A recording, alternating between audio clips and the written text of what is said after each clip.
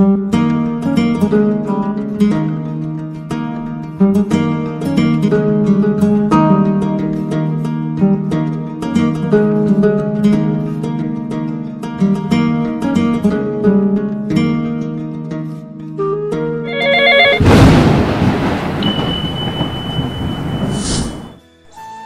Guys, আশা করি সকলে অনেক ভালো আছো।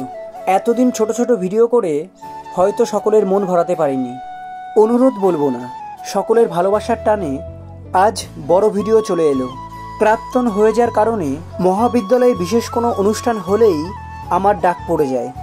সেই ভালোবাসার ডাকে ছুটে এলাম মহাবিদ্যালয়ে।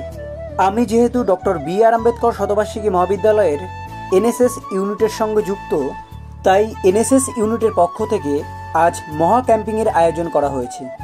ইতিমধ্যেই প্রস্তুতি পর্ব শুরু হয়ে গেছে। আজ তারই কিছু মুহূর্ত ভিডিওর মধ্য দিয়ে আপনাদের মাঝে শেয়ার করার চেষ্টা করব। ভিডিওটি সম্পূর্ণভাবে দেখতে থাকুন, আশা করি অনেক ভালো লাগবে। ইতিমধ্যেই আমাদের স্বচ্ছ ভারত অভিযানের সূচনা ঘটেছে।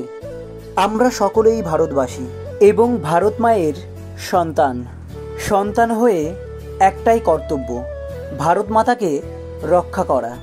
তাই আমরা হাতে হাত রেখে স্বচ্ছ ভারত অভিযানে বেরিয়ে পড়লাম।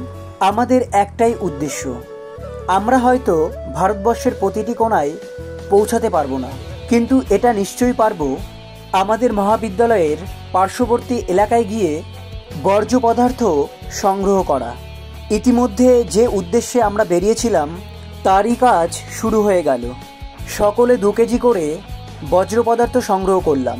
আমার ভিডিও করার একটাই কারণ, আমি দর্শকদের বলতে চাই, আমরা যদি সকলে একে অন্যের সঙ্গে হাতে হাত মেলাতে পারি তাহলে ভারতবর্ষ কেন, পুরো বিশ্বের মাঝে আমরা পৌঁছাতে পারবো।